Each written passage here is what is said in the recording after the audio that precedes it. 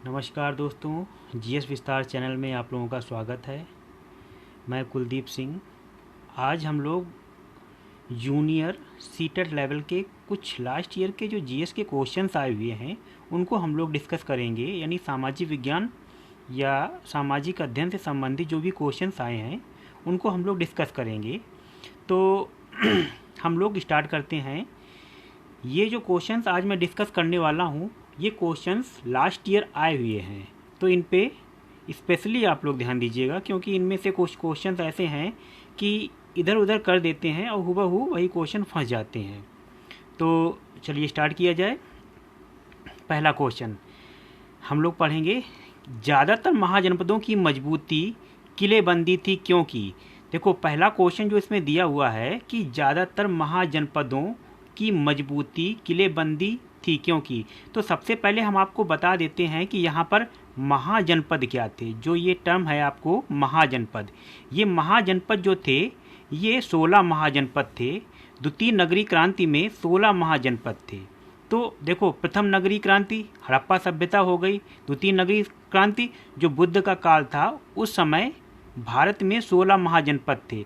तो उसमें क्वेश्चन उसी से ये उठाया गया है, यानी प्राचीन इतिहास से उठाया गया क्वेश्चन है। इसमें कहा गया ज़्यादातर महाजनपदों की मजबूती किलेबंदी, महाजनपदों की मजबूती किलेबंदी थी क्योंकि। ऑप्शन पहला दिया हुआ है, ये उनके समृद्ध योद्धा परंपराओं के प्रतीक थे। पहला ऑप्शन है। इसमें ये कह रहा है कि जितनी ज़्यादा मजबूती क्या उतना ही समृद्ध योद्धा रहा होगा उस महाजनपद का। दूसरा ऑप्शन दिया हुआ है, इनके आसपास लकड़ी, ईंटों या पत्थरों की उपलब्धि थी। इसमें यह कह रहा है कि महाजनपदों के किलेबंदी उतने मजबूत, यानी उनके किले इतने मजबूत थे क्योंकि आसपास लकड़ी मिलती थी, ईंटें मिलती थी या पत्थर मिलते थे। दूसरा ऑप्शन ये दिया हुआ। तीसरा ऑप्शन ये दिया हुआ है, वे इनकी समृद्धि और शक्ति को प्रदर्शित करते थे। चौथा ऑप्शन दिया हुआ है, शासकों को आक्रमण का भय था और वे स्वयं की रक्षा को सुनिश्चित करना चाहते थे। तो दोस्तों देखो, इसमें एक बात ज़रूर है कि अगर हम खुद ही हैं या कोई भी अपना घर बनाता है मान लो, तो वो घर मजबूत क्यों बनाता है। बेसिक मीनिंग घर मजबूत का यही होता है कि कोई बाहर से आक्रमण ना कर सके, या फिर घर की सुरक्षा के लिए, बेसिकली घर की सुरक्षा के लिए। तो इनमें से हमें जो आंसर लगता है सबसे सही आंसर इसका डी पार्ट होगा। शासकों को आक्रमण का भय था, यानी महाजनपद के जो शासक थे वे अपने मजबूत किले इसलिए बनाते थे ताकि कोई बाह्य आक्रमण ना कर सके उन पर और उनकी सुरक्षा सुनिश्चित हो सके। तो पहला क्वेश्चन आप लोगों ने देखा। दूसरा क्वेश्चन हम लोग पढ़ रहे हैं यहाँ पर कि लगभग 39 वर्ष पूर्व आरंभिक नगर हड़प्पा और मोहनजोदड़ो की कई कारणों से समाप्ति के कगार पर आने लगे। यानी देखो, हड़प्पा सभ्यता जो थी वो भारत की प्रथम नगरीय सभ्यता थी। तो उससे ये क्वेश्चन उठाया गया है कि हड़प्पा और मोहनजोदड़ो दो, वहाँ हड़प्पा सभ्यता के दो शहर थे, एक हड़प्पा था, दूसरा मोहनजोदड़ो था। तो ये इसमें ये कहा गया कि हड़प्पा संस्कृति के जो समाप्ति के कारण हैं उनमें से कौन सा कारण नहीं हो सकता है। समाप्ति के कारण में से कौन सा कारण नहीं हो सकता। पहला ऑप्शन दिया हुआ, नदियाँ सूख गई होंगी जिसके कारण नगर समाप्त हुए हो गए। हो सकता हो, क्योंकि कोई भी सभ्यता है बिना जल के डेवलप नहीं हो सकती है, और उस समय कुओं में पानी हुआ करता था और कुओं में जो पानी होता था वो कहीं ना कहीं नदियों का ही रिसोर्स हुआ करता था। तो अगर नदियाँ सूख गई तो हो सकता है वो सभ्यता सूख गई हो। तो ये आंसर तो नहीं हो सकता है। दूसरा आंसर है इसमें, नगरों के बीच आपसी प्रतिद्वंदता और लड़ाई जंगलों के विनाश और बाढ़ के कारण नष्ट हुए। देखो दोस्तों, अगर आप लोग हड़प्पा सभ्यता के बारे में पढ़ेंगे तो हड़प्पा सभ्यता में कोई भी ऐसा अवशेष नहीं मिला है जिससे ये सिद्ध होता हो कि हड़प्पा सभ्यता के लोग जो थे वो युद्ध चाहते थे या युद्ध करते थे, क्योंकि वहाँ पर कोई ऐसे हथियार नहीं मिले हैं। इसलिए हम इस क्वेश्चंस को थोड़ा बाद में डिस्कस करते हैं। हमें यही आंसर, शायद यही कारण नहीं हो सकता है इसमें। तीसरा पढ़ते हैं, जंगलों के विनाश और बाढ़। हाँ, जंगल देखो, इसमें बाढ़ भी कारण हो सकता है। चौथा है मवेशियों के बड़े बड़े झुंड द्वारा चारागाह घास वाले मैदान को चराने से मृदा का आवरण नष्ट हो गया हो। देखो क्या होता है कि वहाँ की जो फर्टिलाइजर भूमि थी वो नष्ट हो गई हो, क्योंकि जो चारागाह यानी जो बड़े बड़े मवेशियों के झुंड जो थे वो घास चर गए, धीरे धीरे मृदा समाप्त हो गई, यानी फर्टिलाइजर भूमि जो थी वहाँ की समाप्त हो गई। तो एक ये भी कारण हो सकता है हड़प्पा सभ्यता के विनाश का, जंगल ये भी कारण हो सकता है। लेकिन जिस हिसाब से हमने आपको बताया कि नगरों में आपसी प्रतिद्वंद्विता और लड़ाई, ये कारण किसी भी सभ्यता के नष्ट होने का नहीं हो सकता है। ठीक है, तो इसमें आंसर बी होगा आपको। और वैसे भी हमने आपको बताया है कि हड़प्पा सभ्यता में जो अवशेष मिले हैं उन अवशेषों से ये कहा जा सकता है कि हड़प्पा सभ्यता के जो लोग थे वो युद्ध नहीं करते थे। तो प्रतिद्वंद्विता तो यहाँ पर कारण नहीं हो सकती, इसलिए इसका आंसर बी होगा। अब हम लोग पढ़ते हैं नेक्स्ट क्वेश्चन जो लास्ट ईयर आया हुआ है। उद्योगपति उद्योग स्थापित करते हैं जब, पहला ऑप्शन दिया हुआ सरकार द्वारा उपलब्ध कराए गए प्रोत्साहन से उनका लाभ कम हो। भाई कोई भी व्यक्ति अगर उद्योग स्थापित करेगा तो वो ये चाहेगा कि उसका लाभ कम हो, तो ये तो आंसर ऐसे नहीं होगा। दूसरा आंसर पढ़ते हैं, वे अपने मूल स्थान को विकसित कर सकें। कोई व्यक्ति उद्योग लगाता है तो उसकी प्राइमरी सोच ये नहीं होती है कि अपने मूल स्थान को विकसित करे, उसकी प्राइमरी सोच ये होती है कि अधिक से अधिक प्रॉफिट गेन किया जा सके। तीसरा आंसर है इसमें वे अनुकूल सरकारी नीतियाँ पाते हैं। चौथा आंसर है कस्बे विकसित हो सकें। तो इसमें जो आंसर होगा वो अनुकूल सरकारी नीतियाँ पाते हैं। कोई भी व्यक्ति उद्योग अगर कहीं पर सेटअप करता है, उसको जब वहाँ पर रिलैक्सेशन मिलता है गवर्नमेंट की तरफ से, सब्सिडी मिलती है, तो इसका आंसर क्या होगा, सी पार्ट होगा इसका आंसर। वे अनुकूल सरकारी नीतियाँ पाते हैं। नेक्स्ट क्वेश्चन है, यदि जून में लंदन में सुबह 10 बजे हैं और भारत में मानक समय क्या होगा। तो देखो दोस्तों यहाँ पर बात ये हो रही है कि लंदन की बात हो रही, लंदन से ग्रीनविच लाइन जाती है और हमें पता है कि ग्रीनविच लाइन है क्या basically, Greenwich line 0 degree line है। पहले मैं आपको क्लियर कर दे रहा हूँ, ग्रीनविच लाइन जो है GMT ग्रीनविच लाइन जो है वो 0 डिग्री यानी 0 डिग्री लाइन है, वो लंदन से पास होती है। वहाँ से पूरे विश्व का समय मेजर किया जाता है। अगर वहाँ पर 10 बजे हैं तो कह रहा है कि भारत में कितने बजे होंगे। ग्रीनविच लाइन से हमारा जो समय है वो 5.5 घंटा लेट में होता है, 5.5 घंटा लेट में होता है। ठीक है, तो 10 बजे हैं, भारत में कितने बजे होंगे, इसमें 5.5 घंटे जोड़ देंगे तो 10:30 में से अगर हम 5.5 ऐड करेंगे यानी जोड़ेंगे तो 10 से 11, 11 से 12, 12 से 1, 1 से 2 और 2 से 3, 3 से 3.5। तो इसका आंसर जो होगा वो डी पार्ट होगा दोस्तों। ठीक है, सिंपल सा फिनोमिना है। ग्रीनविच लाइन में जो भी टाइम बजा होता है उसमें जहाँ का समय पूछा जाता है वो समय ऐड कर दिया जाता है। अगर हम लोग पश्चिम में जाते हैं, पूरब में जाते हैं, जैसे मान लीजिए ये ग्रीनविच लाइन है, अगर हम लोग इधर जाएंगे तो समय जोड़ा जाता है और अगर हम पूरब की ओर जाएंगे तो समय घटाया जाता है। पश्चिम की ओर जाएंगे तो समय घटाया जाता है और पूरब की ओर जाएंगे तो समय जोड़ा जाता है। तो ग्रीनविच लाइन लंदन मान लो यहाँ पर है तो भारत कहाँ, यहाँ कहीं पर होगा ना, तो इसमें हम टाइम जोड़ देंगे। यहाँ पर अगर 10 बजे हैं तो इसमें 5 घंटा ऐड करेंगे तो 3:30 इसका आंसर आ जाएगा। सिंपल सा फिनोमिना, वेरी इंपॉर्टेंट क्वेश्चन है। इस पर क्वेश्चन दोबारा और भी इस पर घूम के हो सकता है। अगर मैं यही क्वेश्चन पुटअप कर दूँ आप लोगों के सामने कि अगर लंदन में 12 बजे हैं तो भारत में कितने बजे होंगे, तो भारत में जो भारत की मानक समय रेखा है जो कि इलाहाबाद से पास होती है, उसके रेफरेंस में हम लोग टाइम कंसीडर करेंगे।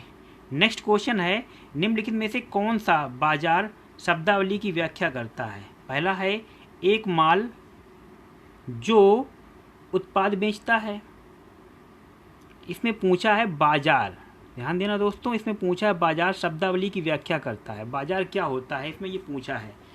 तो पहला आंसर है, इसमें पहला ऑप्शन दिया हुआ है एक माल जो उत्पाद बेचता है। दूसरा है एक स्थानीय जगह जहां पर उद्योग स्थापित करने की अनुकूलित प्रेरक स्थितियां होती हैं।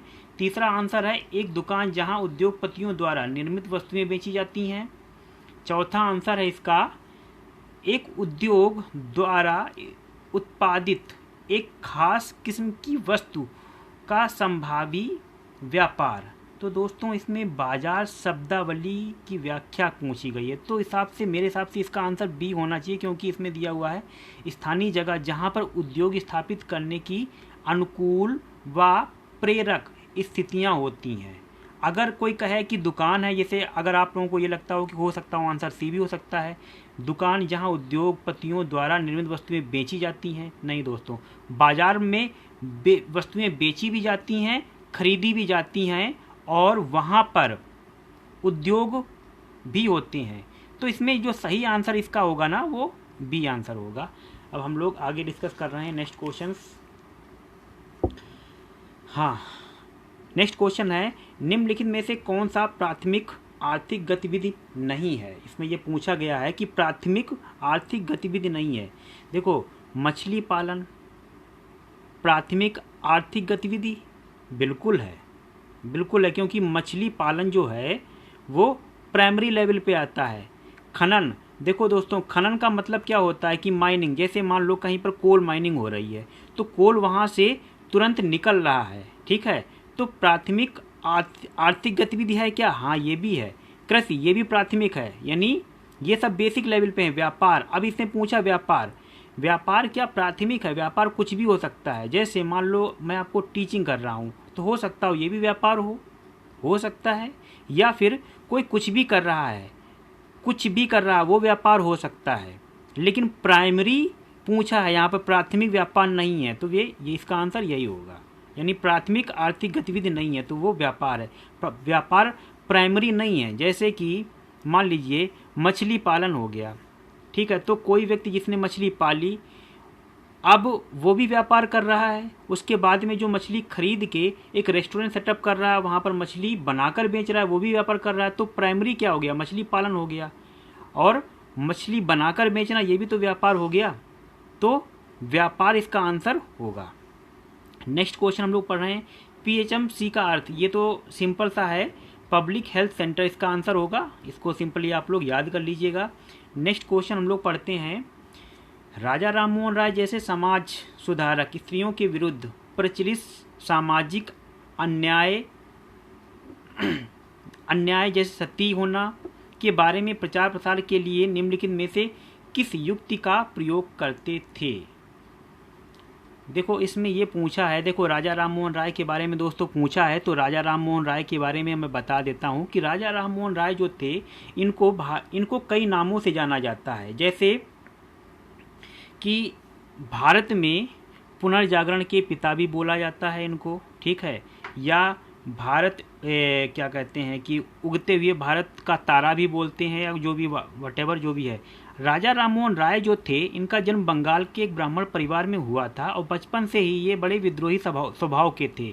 इन्होंने भारत में जो प्रचलित कुरीतियाँ थीं उनके विरुद्ध इन्होंने आवाज़ उठाई थी। राजा राममोहन राय ने इन्होंने क्या कहते हैं ब्रह्म समाज की स्थापना की थी, ब्रह्म समाज की स्थापना की थी राजा राममोहन राय ने, ठीक है। इन्होंने सती प्रथा को बैन करवाया था लॉर्ड विलियम बेंटिंग के मतलब सहयोग से।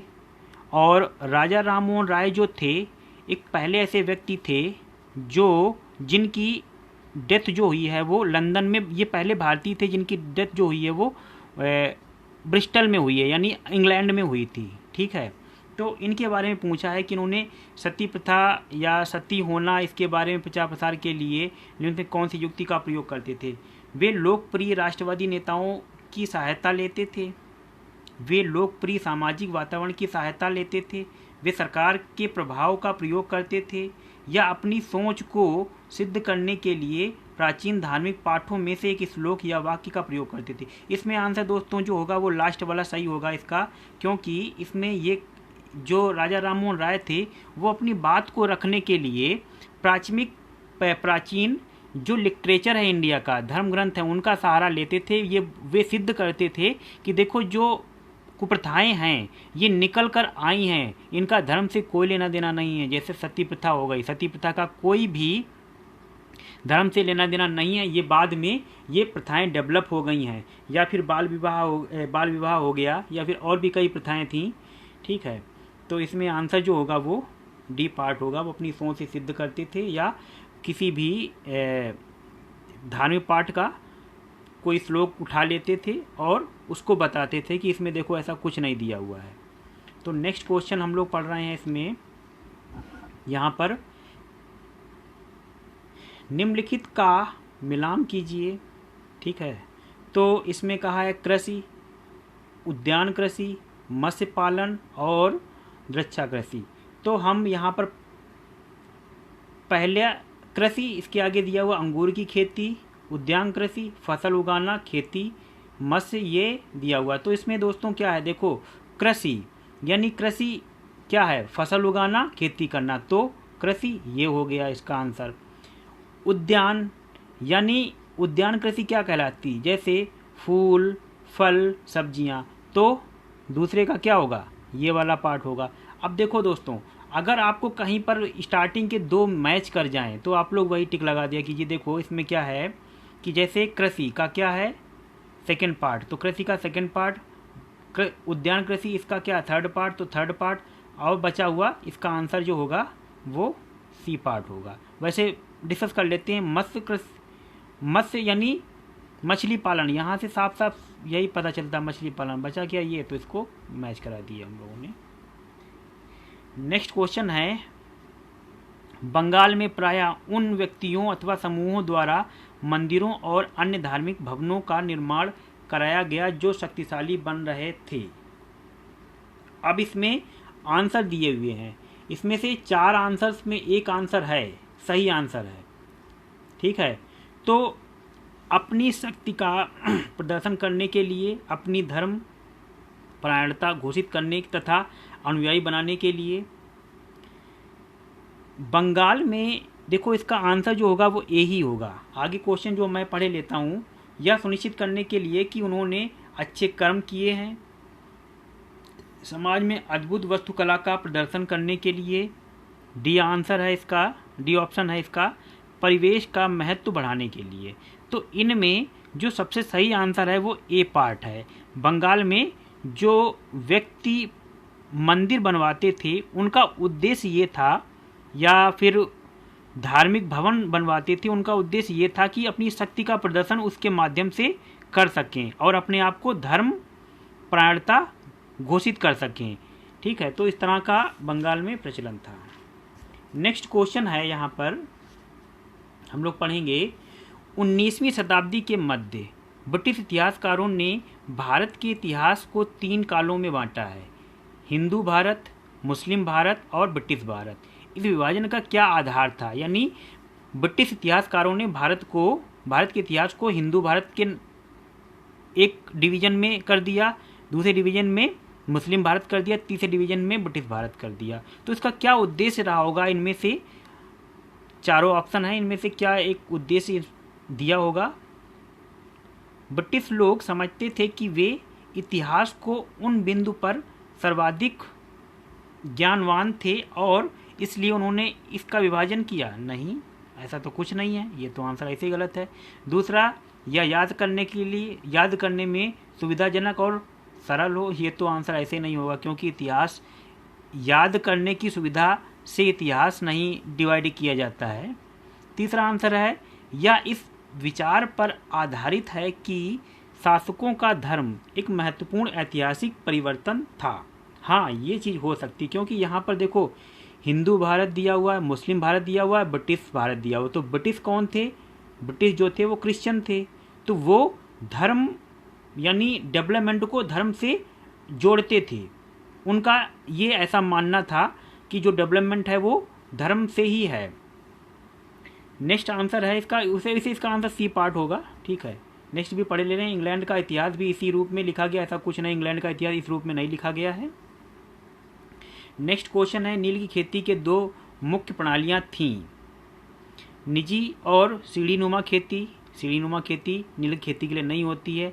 निज और किज, निज और रैयत, तो इसमें आंसर होगा निज और रैयत। ये तो क्वेश्चन इसका याद करने वाला। नेक्स्ट क्वेश्चन है, संरचना और व्यापार की वह प्रणाली जिसमें पुरुष स्त्री पर अपनी प्रधानता दिखाता है उसे उत्पीड़ित और शोषित करती है क्या कहलाती है। यानी इसमें वह संरचना या वह व्यवहार, वह प्रणाली जिसमें पुरुष स्त्री पर अपनी प्रधानता दिखाता है। ठीक है, पुरुष डोमिनेंट होता है वुमेन्स पर, उसको हम क्या कहेंगे। तो ऑब्वियस सी बात, जहाँ पर पुरुष डोमिनेंट रहता है उसको पितृसत्तात्मक कहते हैं, तो इसका आंसर पितृसत्तात्मक होगा। ठीक है, नेक्स्ट क्वेश्चन है 19वीं शताब्दी के दौरान किस विकास ने बड़े पैमाने पर सामाजिक रीति रिवाज और व्यवहार के बारे में वाद विवाद तथा चर्चाओं को सुगम बनाया। यानी 19वीं शताब्दी के दौरान विकास के बड़े पैमाने पर सामाजिक रीति रिवाज और व्यवहार के बारे में वाद विवाद और चर्चाओं को सुगम बनाया। किसने बनाया था। तो उस समय क्या रेडियो थे। देखो रेडियो उस समय नहीं था, रंगमंच या चलचित्र या पत्रिकाएं, तो इसका आंसर होगा पत्रिकाएं। सबसे सटीक आंसर इसका होगा पत्रिकाएं। ठीक है, नेक्स्ट क्वेश्चन है गजनी के सुल्तान महमूद द्वारा सोमनाथ मंदिर को नष्ट करने के पीछे कौन सा कारण था। ठीक है, वह किसी अन्य, इसमें ऑप्शन दिया हुआ पहला, वह किसी अन्य उद्देश्य के लिए मंदिर का प्रयोग करना चाहता था। नहीं, ऐसा कुछ नहीं, क्योंकि वो तो चला गया था भारत से।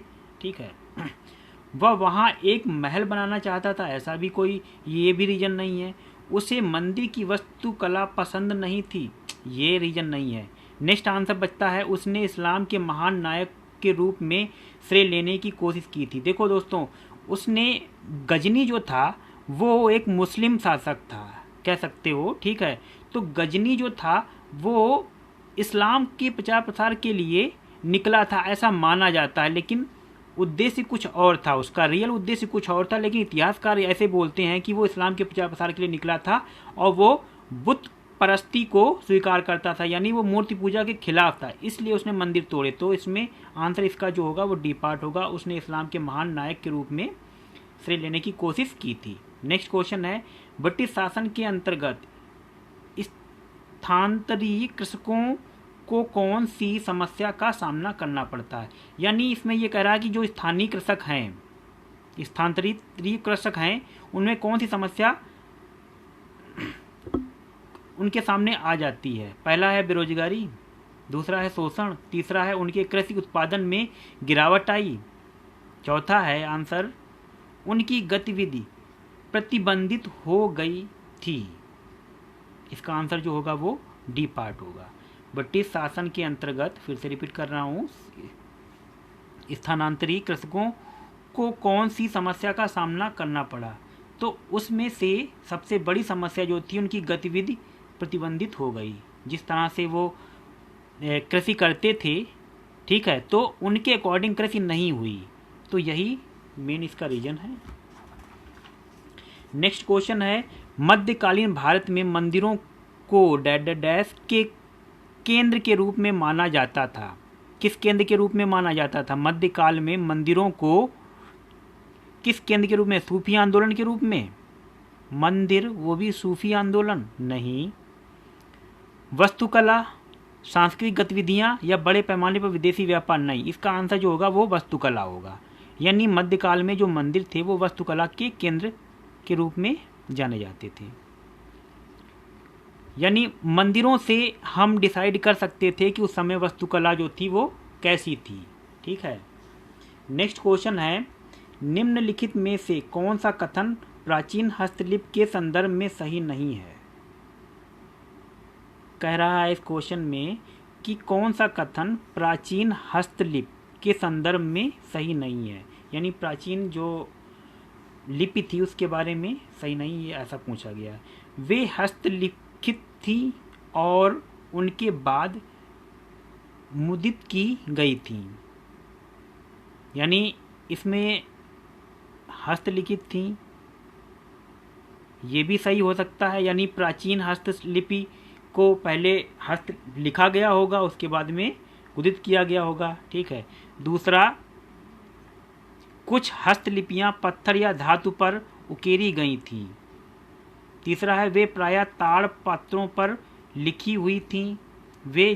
चौथा है वे जिस काल को प्रदर्शित करती हैं उस काल का मुख्य स्रोत है। तो इसका आंसर जो होगा वो बी पार्ट होगा। कुछ हस्तलिपियाँ पत्थर या धातु पर उकेरी गई थी, यानी ये प्राचीन हस्तलिपि के संदर्भ में ये ऑप्शन जो है वो सही नहीं है। नेक्स्ट क्वेश्चन है इसमें, भारत में प्रभावी प्रशासन प्रथा विकसित करने के लिए ब्रिटिश सरकार ने निम्नलिखित में से किसे अपनाया था?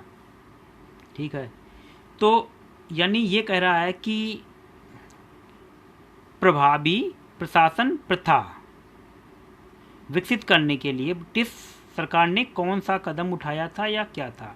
स्थानीय जनसंख्या का शोषण करने की प्रथा, सैन्य अभियान, तीसरा है सर्वेक्षण करने की प्रथा, चौथा है भू राजस्व संग्रह करने की प्रथा। इसमें सबसे सटीक आंसर ये है, क्योंकि अंग्रेज जो थे यानी ब्रिटिश गवर्नमेंट जो थी वो प्रभावी प्रशासन प्रथा विकसित करने का मात्र एक उद्देश्य था धन निकासी। ठीक है, तो इसमें भू राजस्व संग्रह करने की प्रथा थी। ये इसका आंसर सही यही होगा।